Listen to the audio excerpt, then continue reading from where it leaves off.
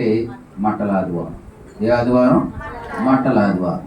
మట్టల ఆదివారము అన్న పేరు బైబిల్లో లేదు. మట్టల ఆదివారం అన్న పేరు బైబిల్లో లేదు. ఉందా? చూసారా మీరు ఎక్కడన్నా? చూసారా అంటున్నా? బైబిల్లో లేదు. అయితే ఎందుకు మట్టల ఆదివారం అని పెట్టారంటే ఈ పేరు సంఘ నాయకులు పెట్టారు. ఇది మనుషులు పెట్టిందే మట్టల ఆదివారం, బైబిల్లో లేదు. అయితే ఇలాంటి ప్రశ్న కూడా ఎవరన్నా వేయచ్చు. మట్టల ఆదివారం బైబిల్లో లేదు కదా, ఎందుకు చేస్తున్నారు అని అడగచ్చు. బైబిల్లో లేదు అంటే ఆ పేరు లేదు, కానీ మనం చేసేవి మాత్రం బైబిల్లో ఉన్నాయి. పేరు మాత్రం లేదు. మట్టల ఆదివారం అనే పేరు లేదు, కానీ మట్టలు పట్టుకుని యేసయ్యను ఊరేగించినట్లుగా బైబిల్ గ్రంథంలో ఉంది. మనం వాక్యాన్ని చదువుకుందాం. మత్తయి సువార్త 21వ అధ్యాయము మొదటి 4 వచనాలు చదవండి. ఈ యొక్క మట్టల ఆదివారికి సంబంధించినటువంటి ఈ వర్తమానం ఈ మత్తయి సువార్త 21వ అధ్యాయంలోను, మార్కు సువార్త 11వ అధ్యాయంలోను, లూకా సువార్త 19వ అధ్యాయంలోను, యోహాను సువార్త 12వ అధ్యాయంలోను, 4 సువార్తల్లోనూ ఈ యొక్క వర్తమానం రాయబడి ఉంది. 4 సువార్తల్లోనూ మత్తయి సువార్తలో ఉంది, మార్కు సువార్తలో ఉంది, లూకా సువార్తలో ఉంది, యోహాను సువార్తలో ఉంది. ఈ 4 సువార్తల్లో రాయబడి ఉంది. అయితే యేసు ప్రభువారు ఆయన బేత్పగే బేతనియా అనేటువంటి గ్రామానికి వచ్చాడు. ఆ గ్రామానికి వచ్చిన తర్వాత శిష్యులతోటి ఇద్దరిని పిలిచి ఎదురుగా ఉన్న గ్రామానికి వెళ్ళండి, అక్కడ కట్టబడి ఉన్న ఒక గాడిద పిల్లలు ఉంటాయి, మీరు వాటిని విప్పి తోలుకుని రండి. ఒకవేళ ఎవరైనా అడుగుతారు, ఎందుకు విప్పుతున్నారు వీటిని అని అడిగితే, ఇవి ప్రభువునకు కావలసి ఉన్నదని చెప్పండి. వాళ్ళకు ఆటంకం చెప్పరు, అవి మీకుతో తీసుకుని వెళ్ళమని చెప్తారు అని చెప్పడం జరిగింది. యేసు ప్రభువారు ఈ ఆదివారాన్ని ఏమన్నారంటే, యేసు క్రీస్తు ప్రభువారు యెరూషలేము జయప్రవేశము అని పేరు పెట్టారు. యేసు క్రీస్తు వారు యెరూషలేము యొక్క జయప్రవేశం. అంచేత యేసు ప్రభువారు యెరూషలేము పట్టణానికి ఆయన రాజుగా వస్తూ ఉన్నాడు. గాడిద మీద ఎందుకు రావాలి? ఇది ఒక ప్రశ్న వస్తుంది. మళ్ళా గాడిద మీద ఎందుకు రావాలి? గుర్రం మీద రావచ్చు కదా. గాడిద ఇశ్రాయేలీ రాజులలో ఏ రాజునైనా సరే అతన్ని రాజుగా అభిషేకించడానికి గాడిద మీద ఎక్కించి తీసుకుని వెళ్ళేవారు. దేని మీద ఎక్కించి తీసుకెళ్ళేవారు? గాడిద మీద. చదువుతాం చూడండి. రాజుల గ్రంథము 1వ గ్రంథములో దావీదు తన కుమారుడైనటువంటి సొలొమోనుని రాజుగా అభిషేకం చేయడానికి తీసుకొని వెళ్ళినప్పుడు ఏం చెప్తున్నాడో ఆ మాటలో మనం చదువుదాం చూడండి. చదువుదాం. 1వ అధ్యాయము 33వ వచనం. అంతటా రాజు, మీరు మీ ఏలిన వాడనైనా నా సేవకులను పిలుచుకుని పోయి నా కుమారుడైన సొలొమోనును నా కంచరగాడిద మీద ఎక్కించి గీహోనునకు తీసుకుని పోయి యాజకుడైన సాదోకును ప్రవక్త అయిన నాతానును అక్కడ ఇశ్రాయేలీల మీద రాజుగా అతని పట్టాభిషేకం చేసిన తర్వాత మీరు బాకానాదము చేసి రాజైన సొలొమోను చిరంజీవి యగునుగా కానీ ప్రకటన చేయండి. దావీదు అంటున్నాడు, నా కంచరగాడిదను తీసుకుని వెళ్ళండి, కంచరగాడిద మీద తీసుకెళ్ళండి. దావీదు సొలొమోనుని రాజుగా చేయడానికి గాడిద మీద తీసుకెళ్లారు. దేవునికి స్తోత్రం కలుగునుగాక. హల్లెలూయా. అంటే గాడిద దేనికి సూచన అంటే శాంతికి చిహ్నం. ఎవరు? గాడిద. అంచేత వచ్చేటువంటి రాజు ఎలాంటి వాడు? అతడు శాంతి రాజు. దేవునికి స్తోత్రం కలుగునుగాక. అందుచేత ఈ రాజు ఎలాంటి రాజు అంటే, ఈ రాజు చెప్పండి, ఈ రాజు ఎలాంటి రాజు? శాంతి రాజు. సమాధానం ఇచ్చేవాడు, శాంతినిచ్చేవాడు అని తెలియజేయడం కోసమే. అంతేకాకుండా ఆయన గాడిద మీద ఎక్కి వస్తాడు అని ప్రవచనం ఉంది. జకర్యా గ్రంథం 9వ అధ్యాయం 9వ వచనములో ఒక ప్రవచనం ఉంది. చదవండి ఆ మాటలు మనం చదువుతాం చూడండి. జకర్యా గ్రంథము 9వ అధ్యాయము 9వ వచనం చదవండి. సియోను నివాసులారా బహుగా సంతోషించడి, యెరూషలేము నివాసులారా ఉల్లాసముగా ఉండండి. నీ రాజు నీతిపరుడును రక్షణ గలవాడును దీనుడనై గాడిద పిల్లను ఎక్కి నీ యొద్దకు వచ్చుచున్నాడు. చూసారా, ఆయన ఏమి ఎక్కొస్తాడంట? గాడిదను, భారవాహ పశుపిల్ల చిన్న గాడిదను ఎక్కి నీ యొద్దకు వచ్చుచు ఉన్నాడు. అంచేత ఇది ఏంటిది? ప్రవచన నెరవేర్పు. దేవునికి స్తోత్రం కలుగునగా. ముందుగా చెప్పడం జరిగింది, అది నెరవేర్పులోనికి వచ్చింది. అంచేత ప్రభువుని ఎరిగినటువంటి మనందరి జీవితాలలో మనం ఏమి కలిగిన వారిగా మనం ఉండాలి అంటే, చెప్పండి, ఏమి కలిగిన వారిగా ఉండాలి? వాక్యమును కూర్చిన అవగాహన కూడా మనం కలిగిన వారిగా మనము ఉండగలగాల. దేవునికి స్తోత్రం కలుగునగా. హల్లెలూయా.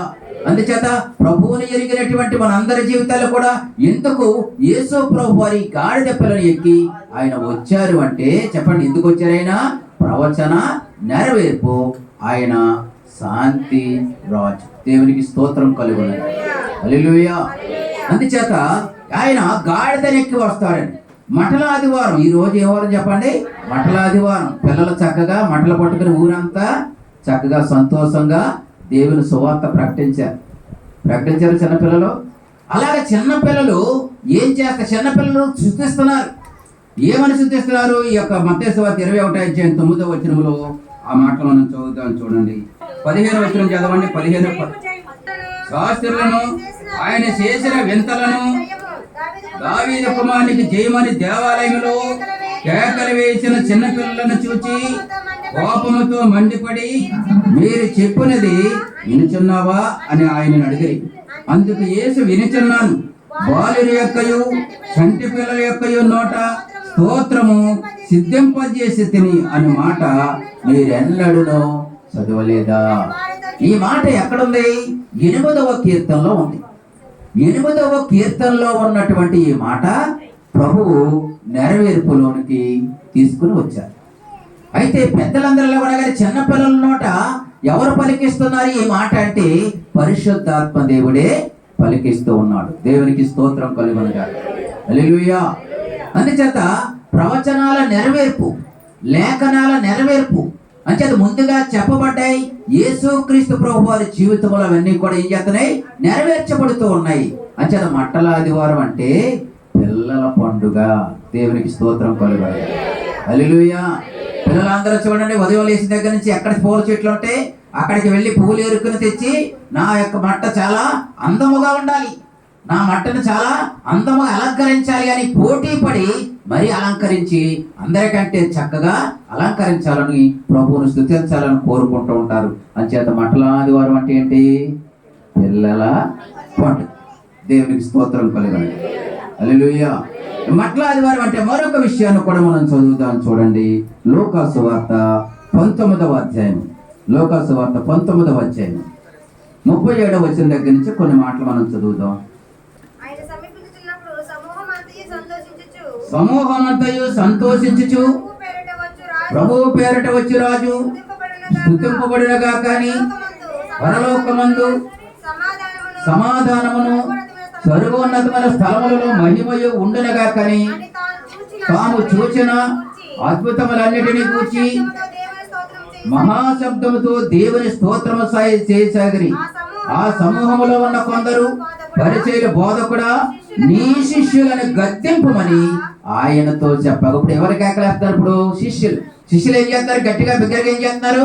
కేకలు వేస్తున్నారు, ప్రభువును స్తుతిస్తూ ఉన్నారు ఆర్భాటముతో. ఏమని? దావీదు కుమారునికి జయము జయము జయమని ఏం చేస్తున్నారు? కేకలు వేసి ప్రభువును స్తుతిస్తూ ఉన్నారు, ఆరాధిస్తూ ఉన్నారు. దేవునికి స్తోత్రం కలుగునుగా. హల్లెలూయా. అంచేత ఈ మట్టల ఆదివారం అంటే ఏంటి? శిష్యుల పండుగ. శిష్యులంటే 12 మంది అపోస్తలులే కాదు, మేడగదిలో ఉన్న 120 మందే కాదు, ఆ తర్వాత కాలంలో ఇంకా అనేక మంది ప్రభువుని ఎరిగారు. కాబట్టి ఆ ప్రజలందరూ కూడా ఏం చేస్తారు చెప్పండి? బిగ్గరగా ప్రభువుని స్తుతిస్తూ ఉన్నారు.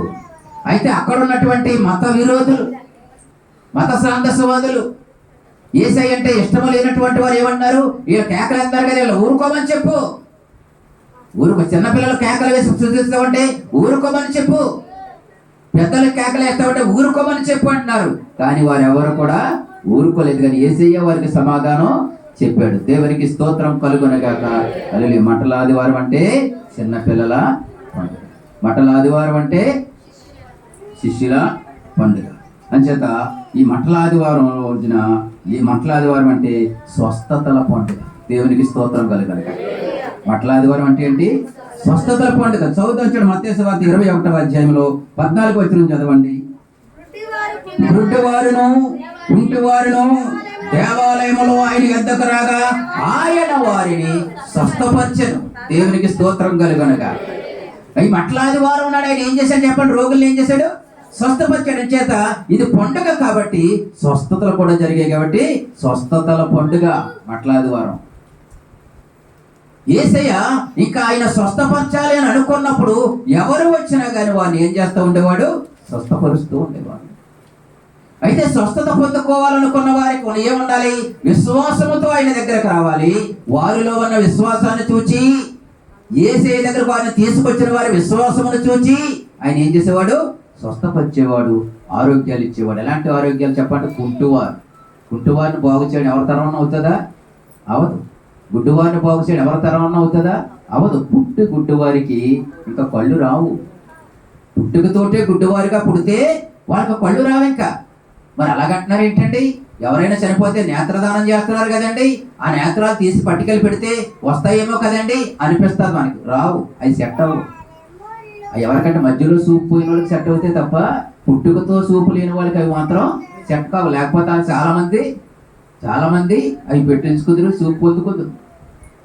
గుడ్డు వాడిని బాగు చేయడం ఈ లోకంలో ఉన్న ఏ సైన్స్ తరం కూడా కాదు. పుట్టుగుడ్డు వాడిని బాగు చేయడం అది యేసు క్రీస్తు వల్ల మాత్రమే సాధ్యం. దేవునికి స్తోత్రం కలుగును. హల్లెలూయా. అంటే మట్టల ఆదివారం నాడు ఏం జరుగుతుంది చెప్పండి? స్వస్థతలు జరిగాయి ఆ రోజు. అంటే మట్టల ఆదివారం ఏమైందో చెప్పండి? స్వస్థతల పండుగ. మట్టల ఆదివారం నాడు ఇంకేం జరిగింది? మరొక విషయాన్ని కూడా మనం చదువుతాం చూడండి. మట్లాదు యేసు ప్రభువాన్ని గాడిద మీద ఎక్కించి ఏం చేస్తున్నారు? వారు తీసుకొస్తున్నారు, ఊరేగిస్తున్నారు. చాలా మంది ఏం చేశారు చెప్పండి? చాలా మంది ఏం చేశారు? దారి పొడిగిన వారు తమ బట్టలు పరిచి చెప్పండి నడిపించుకొస్తూ ఉన్నారు. కొన్ని ప్రాంతాల్లో రాజకీయ నాయకులు కూడా ఏం చేస్తారు చెప్పండి? రోడ్ల మీద బట్టలు పరిచి పూలు చల్లి నడిపించట్లేదా? నడిపిస్తున్నారు. అంచేత ఈ మట్టల ఆదివారం ఏం జరిగిందంటే యేసయ్యకు రాజుగా పట్టాభిషేకం జరిగిన రోజు. దేవునికి స్తోత్రం కలుగును. పట్టాభిషేకమే జరిగింది కానీ అధికారం ఇంకా రాలేదు. దావీదుకు కూడా అభిషేకం జరిగింది కానీ చెప్పండి అతనికి 13 సంవత్సరాల తర్వాత కానీ అతడు రాజుగా పరిపాలనలోకి రాలేదు. సమూయేలు వెళ్ళాడు. దేవుడు చెప్పాడు సమూయేలు దగ్గరికి వెళ్ళి, సమూయేలు నువ్వు వెళ్ళి ఇశ్రాయేలు మీద రాజుగా నేను సౌలుని తృణీకరించాను కాబట్టి దావీదుని అభిషేకించంటే దావీదు దగ్గరికి వెళ్ళి దావీదుని అభిషేకించాడు రహస్యంగా. దావీదు రాజు అవడానికి ఎంతకాలం పట్టింది? ఇంకో 13 సంవత్సరాలు పట్టింది. 17 సంవత్సరాల వయసులో అభిషేకిస్తే 30 సంవత్సరాల వయసులో రాజరికానికి వచ్చి రాజుగా పరిపాలన చేశాడు. దేవునికి స్తోత్రం కలుగును గాక. మట్టల ఆదివారం నాడు యేసయ్యకి ఏం జరిగింది చెప్పండి? పట్టాభిషేకం జరిగింది. ఆయన రాజు అని వారు తలంచి దేని మీద తీసుకొచ్చారు? గాడిద మీద తీసుకుని వచ్చారు. దేవునికి స్తోత్రం కలుగును గాక. అంచేత ఇక మరొక మాట మనం చదువుతాం చూడండి. మట్టల ఆదివారం నాడు ఏమి జరిగింది అంటే దేవాలయము శుద్ధి చేయబడింది. దేవాలయము శుద్ధి చేయబడిన రోజు. దేవాలయంలో ఏమి జరుగుతూ ఉన్నాయట? దేవాలయంలో ఏమి జరుగుతుంది చూడండి. మన ఈ యొక్క మత్తయి సువార్త 21వ అధ్యాయం 12వ వచనం. యేసు దేవాలయములో ప్రవేశించి క్రయ విక్రయములు చేయువారిని అందరినీ వెళ్ళగొట్టి రోకలు మార్చి వారి బల్లలను కొవ్వలము వారి పీఠములను పడద్రోసి నా మందిరము ప్రార్థనా మందిరం అనబడునని రాయబడి ఉన్నది, అయితే మీరు దానిని దొంగల గుహగా చేసి ఉన్నారు. అంటే దేవాలయంలో ఏం జరగాలి? దేవుని కూర్చిన ఆరాధన జరగాలి, దేవుని కూర్చిన మాటలు ఉండాలి, దేవుని వాక్యం ఉండాలి, దేవుని కూర్చిన ప్రార్థనలు ఉండాలి, దేవుని కూర్చిన ఆరాధనలు జరగాలి దేవాలయంలో. కానీ ఆ యెరూషలేము దేవాలయంలో ఇవి జరగట్లేదు. ఏమి జరుగుతున్నాయి అక్కడ చెప్పండి? ఏం జరుగుతున్నాయి? వ్యాపారం. క్రయ విక్రయాలు ఏంటి? క్రయ విక్రయం ఏంటి? వ్యాపారం జరుగుతుంది. ఏ వ్యాపారం? అయితే యెరూషలేములో పండుగ జరగబోతా ఉంది, పస్కా పండుగ జరగబోతా ఉంది. ఆ పస్కా పండుగకి ప్రపంచమంతా ఉన్నటువంటి యూదులందరూ కూడా ఆ యెరూషలేం పండుగకి వచ్చేస్తారు, యెరూషలేంకి వచ్చేస్తారు. వీళ్ళు వస్తూ ఆయా దేశాలలో సెలామణిలో ఉన్నటువంటి డబ్బులు పట్టుకుని వస్తారు. అక్కడికి వచ్చిన తర్వాత యెరూషలేము కానుక పెట్టెలో కానుకలు వేయాలి కదా, మరి వచ్చిన వాళ్ళు కానుకలు వేయాలి వద్దా? వేయాలి. అంచేత వాళ్ళు యెరూషలేము దేవాలయంలో ఇతర దేశాల ధనాన్ని, ఆ యొక్క ఇతర దేశాల్లో చెల్లుబాటు అయ్యే ధనాన్ని ఇక్కడ కానుక పెట్టెలో వేయకుండా ఆ ధనాన్ని పట్టుకొచ్చి ఇక్కడ యూదా దేశంలో చలామణిలో ఉన్నటువంటి ఆ యొక్క ధనంలోకి మార్చుకోవాలి. వాళ్ళు ఎక్స్చేంజ్ మార్చాలి. అలాగ మార్చిందే కానుకల పెట్టెలో వెయ్యాలి తప్ప వేరే దేశానికి పట్టుకొచ్చిన కానుక పెట్టెలో వేయడానికి వీల్లేదు. అంటే ఆ దేశంలో అమల్లో ఉన్న కరెన్సీ మాత్రమే వెయ్యాలన్నమాట. అయితే ఎలాంటి వ్యాపారం జరుగుతూ ఉంది? ఇంకోటి ఇంకే జరుగుతూ ఉంది. గొర్రెలు అమ్ముతున్నారు, ఎడ్లను అమ్ముతున్నారు, పావురేలు అమ్ముతున్నారు, గోవులు అమ్ముతున్నారు. ఇవన్నీ ఎందుకు అమ్ముతున్నారు వాళ్ళు చెప్పండి? అక్కడ బలి అర్పించాలి కాబట్టి బలికి సంబంధించినటువంటివన్నీ కూడా ఏం చేస్తున్నారు? అమ్ముతున్నారు. అయితే యేసయ్య చూశాడు, చూసి వాళ్ళు బల్లలు పడద్రోసి వారిని అందరినీ దేవాలయం బయటికి తోలివేశారు. దేవాలయం శుద్ధీకరించబడిన రోజు. దేవునికి స్తోత్రం కలుగును. అందుచేత దేవుని మాటలు వింటున్నటువంటి మనం అందరం కూడా చెప్పండి, ఆ రోజుల్లో దేవాలయం వాళ్ళకి చాలా పవిత్రముగాను పరిశుద్ధముగాను వారు ఇచ్చినటువంటి వారు. అలాంటి దేవాలయంలో ఎలాంటి జరగడం యేసయ్యకి ఇష్టం లేదు. అయితే ఇప్పుడు ఆత్మ సంబంధమైన దేవాలయము మనమే. ఆత్మ సంబంధమైన దేవాలయము మనమే. అందుకే కొరింథీ పత్రికలో కూడా మీ దేహంలో దేవుని వల్ల మీకు అనుగ్రహించబడి మీలో ఉన్న పరిశుద్ధాత్మకు ఆలయం అని మీరు ఎరగరా? అంటే మనం దేవుని ఆలయం. మనం దేవుని ఆలయం. ఈ ఆలయాన్ని మనం ఏం చేయకూడదు అంటే పాడు చేయకూడదు. ఈ ఆలయంతో దేవునికి ఇష్టమైన పని ఏది మనం చేయకూడదు. ఈ ఆలయంతో దేవునికి ఇష్టమైన పని ఏది చేసినా కానీ దేవునికి మహిమ రాదు. అందుచేత ఒక మందిరాన్ని ఎంత పరిశుభ్రముగా ఉంచాలనుకుంటారో ఈ దేహం అనేటువంటి ఆలయాన్ని, మందిరాన్ని కూడా మనం పరిశుద్ధముగా ఉంచుకోవాలి. దేవునికి ఇష్టం లేని ఏది కూడా మనలో ఉండడానికి వీలు లేదు. ఒకవేళ దేవునికి ఇష్టం లేని ఏదైనా కానీ మనలో ఉంచుకున్నామంటే మనల్ని బట్టి దేవునికి మహిమ కలగదు, మనల్ని బట్టి దేవునికి ఘనత కలదు, మనల్ని బట్టి దేవునికి అవమానం కలిగే పరిస్థితి ఏర్పడుతుంది. అంచేత ఈ దేహం అనేటువంటి ఆలయాన్ని మనం పరిశుద్ధముగా ఉంచుకోవాలి. పరిశుద్ధుడైనటువంటి పరిశుద్ధాత్మ దేవుడు మనలో నివాసం చేస్తాడు. ఆయన మనతో ఉండి ఆయన మనల్ని నడిపిస్తాడు, ఆయన మనల్ని బలపరుస్తాడు, ఆయన మనకు తోడుగా ఉంటాడు. మనం ఎక్కడికి వెళ్తే అక్కడికి వస్తాడు, మనకు ఆలోచన చెప్తాడు. కాబట్టి పరిశుద్ధాత్మ నిలయమని మనం ఎరిగి ఈ దేహాన్ని మనం పరిశుద్ధముగా ఉంచుకోవాలి. దేవునికి స్తోత్రం కలుగునుగాక. హల్లెలూయా. అందుచేత ఈ యొక్క మటల ఆదివారం నాడు చెప్పండి ఇన్ని పనులు జరిగాయి. అంచేత ఈ రాజు ఎలాంటి రాజు అయి ఉండాలి? మటల ఆదివారం అంటే ఏంటో విన్నాము. మటల ఆదివారం అంటే ఏం జరిగింది విన్నాం. అయితే ఈ రాజు ఎలాంటి వాడై ఉండాలి? రాజుకి కొన్ని నియమాలు ఉంటాయి. రాజు కొన్ని లక్షణాలు కలిగి ఉంటాడు. ఈ రాజు యొక్క నియమాలు మనం తెలుసుకోవాలి. రాజు యొక్క గుణ లక్షణాలు కూడా మనము తెలుసుకోవాలి. రాజు యొక్క నియమాలు పాటిస్తే మనం పరలోకంలో ఉంటాం. రాజు యొక్క నియమాలు పాటించకపోతే నరకంలో ఉంటాం. అంతే. ఈ రాజు యొక్క గుణ లక్షణాలు రాయబడ్డ జకర్యా గ్రంథం 9వ అధ్యాయం 9వ వచనం చదవండి ఒకసారి మళ్ళా. సియోను నివాసులారా బహుగా సంతోషించుడి, యెరూషలేము నివాసులారా ఉల్లాసముగా ఉండుడి. నీ రాజు నీతిపరుడును రక్షణ గలవాడును దీనుడినై గాడిద పిల్లను ఎక్కి నీ వద్దకు వచ్చుచున్నాడు. దేవునికి స్తోత్రం కలుగునుగాక. ఈ రాజు యొక్క లక్షణాలు చెప్తున్నాడు. ఈ రాజు ఎలాంటి వాడంట? ఈ రాజు కోసం చెప్తున్నాడు నీతిమంతుడు. ఈ రాజు ఎలాంటి వాడు? నీతిమంతుడు. రెండవది రక్షణ గలవాడు. మూడవది దీనుడు. దేవునికి స్తోత్రం కలుగునుగాక.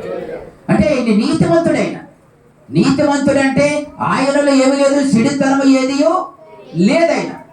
ఆయన నీతిమంతుడు కాబట్టి నీతిని ప్రేమించేవాడు. అందుచేత ఆయన పిల్లలు కూడా ఆయనను వెంబడిస్తున్న వారు కూడా ఎలా ఉండాలని కోరుకుంటున్నాడంటే ఆయన నీతి కలిగి ఉండాలని కోరుకుంటూ ఉన్నాడు. ఆయన నీతిని ప్రేమించేవాడు, దుర్నీతిని ద్వేషించేవాడు. అందుచేత ఆయన నీతిమంతుడు కాబట్టి ఆయన పిల్లలమైనటువంటి మనము కూడా చెప్పండి నీతి కలిగిన వారుగా ఉండాలి. నీతి కొరకు మనకి ఏముండాలి? ఆకలి దప్పిక ఉండాలి. నీతి కొరకు ఆకలి దప్పులు గారు వారు ధన్యులు, వారు తృప్తిపరచబడుదురు అన్నాడు. అంచేత దేవుని పిల్లలుగా ఆయన నీతిమంతుడే. మనం కూడా ఎలా ఉండాలని కోరుకుంటున్నాడు? ఆయన నీతి కలిగి ఉండాలని కోరుకుంటున్నాడు. రెండవది ఆయన ఎవరు చెప్పండి? ఆయన ఎవరున్నది? రక్షణ గలవాడు. ఆయన రక్షించేవాడు.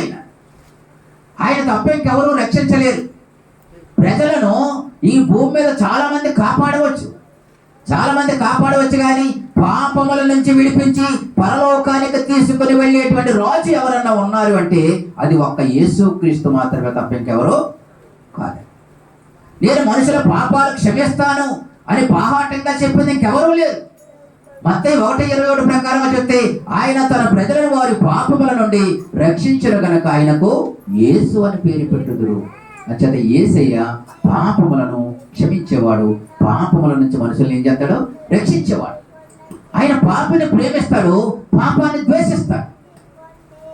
అంచేత ఆయన రక్షించేవాడు. అంచేత రక్షణ ఎవరి ద్వారా ఉందంటే యేసుక్రీస్తు ద్వారా మాత్రమే రక్షణ ఉంది.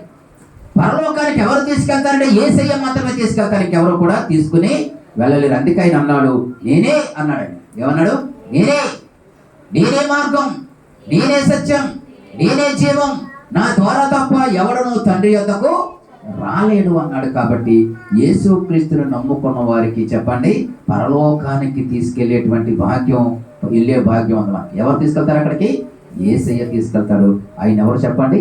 ఆయన రక్షణ గలవాడు, రక్షించేవాడు. ఆయన అంచేత ఈ రాజుకున్న లక్షణాలు ఆయన ఒకటి నీతిమంతుడై ఉన్నాడు, రెండవది రక్షించేవాడై ఉన్నాడు, మూడవది ఆయన దీనుడై ఉన్నాడు. ఏమై ఉన్నాడు? దీనుడై ఉన్నాడు. దీనుడు అంటే చేతగానుడని కాదు. దీనుడు అంటే ఆయన తగ్గింపు కలిగిన వాడుగా ఉన్నాడు, వినయము కలిగిన వాడుగా ఉన్నాడు, సాత్వికము కలిగిన వాడుగా ఉన్నాడు. అందుచేత ఆయన ఏ పని నిమిత్తం అయితే వచ్చాడో ఆ పని పూర్తయ్యేంత వరకు కూడా ఎలా ఉన్నాడు చెప్పండి? దీనుడుగాను, సాత్వికుడుగాను, వినయము కలిగిన వారిగానే ఆయన ఉన్నాడు. అందుకే యేసు అన్నాడు సాత్వికులు ధన్యులు, వారు భూలోకమును స్వతంత్రించుకుంటారు. ఇంకా మత్తయి 11:28 అన్నాడు ప్రయాసపడి భారం మోసుకుంటున్న వాళ్ళారా నా యొద్దకు రండి, నేను మీకు విశ్రాంతిని కలగజేస్తాను. నేను దీనులను సాత్వికులను నా కాడి మీద ఎత్తుకొని నా యొద్ద నేర్చుకొనడి అన్నాడు. అంచేత దీనత్వము, సాత్వికము, వినయము ఎవరు నేర్పిస్తారు మనకి? యేసయ్య. నేర్చుకోనికి ఎవరు ఇష్టపడతారో వారికే నేర్పిస్తారు.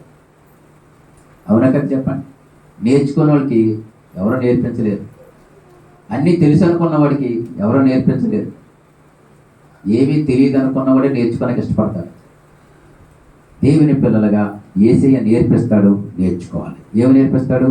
దీనత్వం, సాత్వికం, వినయం. ఇవి ఒకసారి మదర్ తెరీసా గారిని ఐక్యరాజ్య సమితిలో ప్రసంగించడానికి పిలిచారు. ఆవిడ మదర్ తెరీసాని పిలిచారు. ఎక్కడికి? ఐక్యరాజ్య సమితిలో మాట్లాడడానికి పిలిచారు. ప్రపంచ దేశాలకు సంబంధించిన నాయకులందరూ కూడా అక్కడ ఉన్నారు. ఈ ప్రపంచానికి శాంతి కావాలి, ఈ విషయం మీద మాట్లాడండి అన్నారు. ప్రపంచంలో ఈ రోజు ఏమి లేకుండా పోయి చెప్పండి? శాంతి సమాధానాలు లేకుండా పోయాయి. ఒక దేశానికి మరొక దేశంతో శాంతి సమాధానం లేదు. ఈ ప్రపంచంలో ఎప్పుడు ఎక్కడ ఏమి జరుగుతుంది ఎవరికి అర్థం కాదు. అప్పుడు మదర్ తెరీసా గారు ఆ యొక్క ఐక్యరాజ్య సమితిలో మాట్లాడుతామన్నది ఈ ప్రపంచంలో శాంతి నెలకొల్పబడాలంటే, ఈ ప్రపంచ ప్రజలు శాంతియుతంగా ఉండాలి అంటే పాలకులైన మీరు ఎప్పుడైతే ఆయుధాలు వదిలిపెడతారో అప్పుడే ఈ ప్రపంచంలో శాంతి వర్ధిల్లుతుంది, ప్రజలు శాంతియుతముగా ఉంటారని ఆవిడ ప్రసంగం చేస్తే అందరూ కూడా చెప్పండి ఆశ్చర్యపోయారు. ఈవిడ ఏం మాట్లాడుతుందా అనుకున్నారు. ఆవిడ మాట్లాడిన మాటలకి దేవునికి స్తోత్రం కలుగునుగాక. మంచిది. యేసయ్య చెప్పండి ఆయన దీనుడు, ఆయన సాత్వికుడు. మొదటి రాకడలో ఆయన ఏమై ఉన్నాడు చెప్పండి? దీనుడై ఉన్నాడు, సాత్వికుడై ఉన్నాడు, గొర్రె పిల్లలాంటి స్వభావముతో ఆయన వచ్చి ఉన్నాడు. అంచేత ఆయన మౌనముగా ఉన్నాడు. ఎవరు ఏమనినా కొట్టినా, తిట్టినా, నిందించినా, ద్వేషించినా, దూషించినా, చెప్పండి, ఒంటి మీద వస్త్రాలు లాగేసుకున్నా, చేతుల్లో మేకులు కొట్టినా, తలకు ముళ్ళ కిరీటం పెట్టినా, కాళ్ళకు మేకులు కొట్టినా, పక్కలో ఈటితో పొడిసిన ఆయన శాంతయుతంగానే ఉన్నాడు తప్ప ఎవరిని ఏమీ అనలేదు. ఆయన ఎంత నిమిత్తమైతే వచ్చాడో ఆ పని నెరవేర్చడానికి ఆయన ఎన్ని రకాల బాధలు అనుభవించాలి, అన్ని రకాల బాధలు అనుభవించాడు. అంచేత ఆయన మొదటి రాకడలో దీనుడిగా వచ్చాడు, సాత్వికుడిగా వచ్చాడు, వినయంతుడిగా వచ్చాడు. కానీ రెండవ రాకడలో ఆయన అలా రాడు. రెండవ రాకడలో ఆయన కొదమ సింహంలో వస్తాడు. దేవునికి స్తోత్రం కలుగును. హల్లెలూయా. అంచేత మొదటి రాకడలో ఆయన చెప్పండి, ఈ యెరూషలేము జయప్రవేశం ఎలా చేస్తున్నాడు? గాడిద మీద చేశాడు. ఆయన శాంతి కాముకుడిగా శాంతి నెలకొల్పడానికి ఆయన వచ్చాడు. రెండవ రాకడలో ఆయన గుర్రం మీద వస్తాడు. ఆయన గుర్రం దేనికి చేసిన యుద్ధానికి. గుర్రం దేనికి చేసిన యుద్ధానికి. ప్రకటన గ్రంథం 19వ అధ్యాయంలో మాట మనం చదువుతాను చూడండి. ప్రకటన గ్రంథం 19వ అధ్యాయంలో 11వ వచనం. 19. మరియు పరలోకము తెరవబడి ఉండటం చూసి తిని అప్పుడు ఇదిగో తెల్లని గుర్రం ఒకటి కనబడెను. దాని మీద కూర్చుని ఉన్నవాడు నమ్మకమైన వాడును సత్యవంతుడు అని నామము గలవాడు. ఆయన నీతిని బట్టి విమర్శ చేయించు యుద్ధము జరిగించుచున్నాడు. దేవునికి స్తోత్రం కలుగనగాక. ఈ తెల్లని గుర్రం మీద వచ్చేది 19వ అధ్యాయంలో 11వ వచనం ఎవరంటే ప్రభువైన యేసుక్రీస్తు. ఆయన రెండవ రాకడలో ఎలా వస్తాడు? ఆయన మొదటి రాకడలో ధీరుడుగా వచ్చాడు, వచ్చిన పని నెరవేర్చాడు. రెండవ రాకడలో ఆయన రాజులకు రాజుగా ప్రభువులకు ప్రభువుగా రాబోతున్నాడు. ఆయన రాజ్యాన్ని స్థాపించబోతూ ఉన్నాడు. దేవునికి స్తోత్రం కలుగునగాక. హల్లెలూయా. అందుచేత రాజు యొక్క లక్షణాలు ఏంటి చెప్పండి? రాజు యొక్క లక్షణాలు ఏంటి? ఆయన నీతిమంతుడు, రెండవది రక్షకుడు, మూడవది. ఈ రాజుకి కొన్ని నియమాలు ఉన్నాయి. ఈ రాజు యొక్క రాజ్యంలో ఉండాలి అంటే కొన్ని నియమాలు ఉన్నాయి. కొన్ని నియమాలు ఉంటాయో చెప్పండి. ఉంటాయా? నాతో ఫ్రెండ్షిప్ చేయాలంటే నీకు ఇలాంటి లక్షణాలు ఉంటేనే నీతో ఫ్రెండ్షిప్ చేస్తాను అంటాం. అవునా కదా? చెప్పండి. అవునా కదా? రాజు ఆయన రాజ్యంలో ఉండాలంటే మనకి కూడా కొన్ని నియమాలు ఉన్నాయి. కొన్ని నియమాలు ఆయన చెప్పాడు. ఆ నియమాలు మత్తయి సువార్త 5వ అధ్యాయంలో 3వ వచనం దగ్గర నుంచి 11వ వచనం వరకు ఉన్నాయి నియమాలు. ఆయన రాజ్యంలో ఉండాలనుకున్న వారి నియమాలు ఉన్నాయి. చూడండి. ఆత్మ విషయమై దీనులైన వారు ధన్యులు, పరలోక రాజ్యము వారిది. దుఃఖపడు వారు ధన్యులు, వారు ఓదార్చబడుదురు. సాత్వికులు ధన్యులు, వారు భూలోకమును స్వతంత్రించుకొందురు. నీతి కొరకు ఆకలి దప్పులు గల వారు ధన్యులు, వారు తృప్తిపరచబడుదురు. కనికరము గల వారు ధన్యులు, వారు కనికరం పొందుదురు. హృదయశుద్ధి గల వారు ధన్యులు, వారు దేవుని చూచెదరు. సమాధానపరచవారు ధన్యులు, వారు దేవుని కుమారులు అనబడుదురు. నీతి నిమిత్తం హింసింపబడి వారు ధన్యులు, పరలోక రాజ్యం వారిది. నా నిమిత్తము జనులు మిమ్మల్ని నిందించి హింసించి మీ మీద అబద్ధముగా చెడ్డ మాటలలో పలుకున్నప్పుడు మీరు ధన్యులు. దేవునికి స్తోత్రం. హల్లెలూయా. ఈ రాజు యొక్క నియమాలు, ఈ పరలోకపు రాజు యొక్క నియమాలు, ఈ నియమాలు ఈ పరలోక రాజు యొక్క చెప్పండి అధికారము కింద ఉండాలనుకునే వాళ్ళు ఈ నియమాలన్నీ పాటించాలి. ఈ నియమాలు నేను పాటించాలంటే కుదరదు. ఆయన రాజ్యంలో ఉండాలి, ఆయన రాజ్య పాలనలోకి మనం రావాలి అంటే ఈ నియమాలు పాటించేవారిగా మనము ఉండగలగాలి. దేవునికి స్తోత్రం కలుగునగాక. ఈ నియమాలన్నీ కంఠస్థం చేయండి. ఈ నియమాలన్నీ కంఠస్థం చేసి ఈ నియమాలు పాటించడానికి ప్రయత్నం చేయండి. చేత మట్ల ఆదివారం అంటే ఏంటో మనం విన్నాం. మొదటిగా చెప్పండి, మట్ల ఆదివారం అది పండుగ. ఏంటది? పండుగ. మట్ల ఆదివారం. రెండవది మట్ల ఆదివారం నాడు యేసుని ఊరేగించే రాజుగా రాజు యొక్క లక్షణాలు ఏంటో మనం చూసాం. రెండవది. మూడవది రాజు యొక్క నియమాలు. అందుచేత యేసయ్య రాజు మన హృదయంలో ఆయన రాజుగా ఉండాలి. ఆయన కలిగి ఉన్న గుణ లక్షణాలు మనం కూడా కలిగి ఉండాలి. ఆయన ఏ నియమాలు అయితే మనకు నేర్పించాడో ఆ నియమాలు పాటించేవారుగా మనము ఉండాలి. అట్టి కృప, అట్టి ఆశీర్వాదము ప్రభు మనందరికీ అనుగ్రహించునుగాక. ప్రార్థన చేసుకుందాం. ప్రార్థన చేసుకుందాం. ప్రేమ గల యేసయ్య, కృపగల మా తండ్రి, దయగలిగిన మా ప్రభువా, ఈ ఉదయకాల సమయంలో మీ సంతోషము ఆనందము కలిగి మీ కృపలోనైనా మిమ్మల్ని స్తుతించడానికి ప్రభువా నైనా మటల చేత బట్టి మిమ్మల్ని ఆరాధించడానికి మీరు చూపిన కృపను బట్టి మీకు వందనాలు చెల్లిస్తూ ఉన్నాం. వచ్చిన నీ బిడ్డలందరినీ మీరు దీవించండి, ఆశీర్వదించండి, మీ మహిమ కొరకు వాడుకోవద్దంటే మీకు వందనాలు ప్రభువా. గృహాలకు వెళ్ళిచుండగా మీ సన్నిధి కాపుదలం అందరికీ దయచేయండి. ఈ వారంలో జరుగు ప్రతి ప్రార్థన కూడుకలోనే మీరు ఉండండి. నీ పిల్లలమైన మేమందరము కూడా ఆసక్తిగా మీ సన్నిధికి రావడానికి, మిమ్మల్ని స్తుతించడానికి, గణపరచడానికి కృప చూపండి. మేలు చేసి మీరు మహిమ పొందాలి. విని మీ మాటల ప్రకారంగా జీవించడానికి సహాయము దయచేయండి. వచ్చిన నీ బిడ్డలందరినీ దీవించండి. రాలేకపోయిన బిడ్డలకు మరొక తరుణాన్ని మీరు కలగజేయండి. అన్ని విషయాల్లో తోడేండి నడిపించండి. యేసు నామమున అడిగి వేడుకొనుచున్నాం పరమ తండ్రి, ఆమేన్. మన తండ్రి అయిన దేవుని ప్రేమయు, కుమారుడైన యేసుక్రీస్తు వారి కృపయు, పరిశుద్ధాత్మ దేవుని కన్యన సహవాసము సమాధానము కూడి ఉన్న మనకును లోకములోని సకల పరిశుద్ధులకును సదా తోడేండి నడిపించును గాక. ఆమేన్. యేసు రక్తమే జయము, ప్రభు యేసు రక్తమే జయము, ప్రభు యేసు నామమునకు సంపూర్ణ విజయము కలుగును గాక. ఆమేన్. హల్లెలూయా, హల్లెలూయా, హల్లెలూయా.